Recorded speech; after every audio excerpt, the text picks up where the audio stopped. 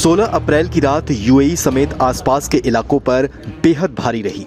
UAE और Dubai जैसे इलाके जो रेत से ढके होने की वजह से जाने जाते हैं, इन इलाकों में अचानक इतनी बारिश हुई जैसे मानो कोई बड़ी तबाही आ गई हो। आप जानकर हैरान हो जाएंगे कि मौसम विभाग के मुताबिक जितनी बारिश 2 साल में होती है उतनी बारिश कुछ ही घंटों में हो गई, जिसकी वजह से कई इलाके मानो जैसे किसी नदी और तालाब में तब्दील हो गए। बिजलियां कड़क रही थी, चारों तरफ घना अंधेरा था और मूसलाधार बारिश हो रही थी। इस मंजर ने लोगों में डर पैदा कर दिया। दुनिया के सबसे स्मार्ट शहरों में शुमार दुबई में हर तरफ पानी ही पानी नजर आने लगा। हालात ये हुए कि दुबई इंटरनेशनल एयरपोर्ट को बंद करना पड़ा। शहर के हाईवे पर गाड़ियां पानी में फंस गई और शॉपिंग मॉल से लेकर मेट्रो स्टेशन तक पर पानी घुस गया।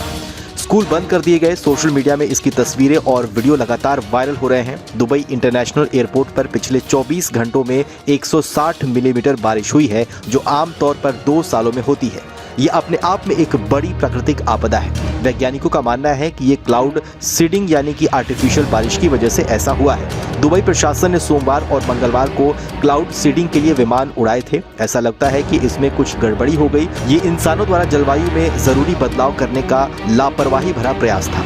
एक रिपोर्ट के मुताबिक gulf state national centre of metrology ने बताया कि 15-16 को अल एन एयरपोर्ट से क्लाउड सीडिंग के विमान उड़े थे। पिछले 2 दिनों में इन विमानों ने 7 बार उड़ान भरी। ऐसा लगता है कि क्लाउड सीडिंग गलत हो गया, जिसका खामियाजा दुबई भुगत रहा है। ऐसे में आपको क्लाउड सीडिंग या फिर आर्टिफिशियल रेन के बारे में बताएं तो ये एक ऐसी तकनीक है जिसकी वजह से जिन इलाकों में बारिश कम होती है या फिर नहीं होती है, वहां बारिश आर्टिफिशियल तरीके से करवाई जाती है।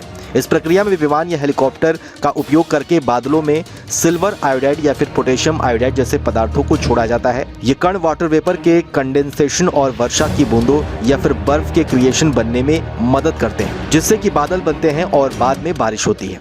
ऐसे में जानकार मानते हैं कि दुबई में इसी तकनीक में गड़बड़ी की वजह से ऐसी तबाही मची। दरअसल दुबई और उसके आसपास के देशों में इस समय बेहद धीमी गति से साउदर्न जेट स्ट्रीम बह रही है। ये एक ऐसी वायुमंडलीय हवा है जो अपने साथ गर्म हवा लेकर चलती है। दुबई और उसके आसपास के समंदर में जहां धूल के तूफान आते रहते हैं, धूल के कण खुद में क्लाउड सीडर हैं, जिसे विज्ञान की भाषा में कंडेंसेशन न्यूक्लियाई कहते हैं। माना जा रहा है कि क्लाउड सीडिंग में बहुत ज्यादा धूल के कण शामिल होने के कारण ऐसी गड़बड़ी हुई है और दुबई इस वक्त जलमग्न हो गया है। वहीं आसपास के कई देशों में भी हालात बेहद खराब हैं।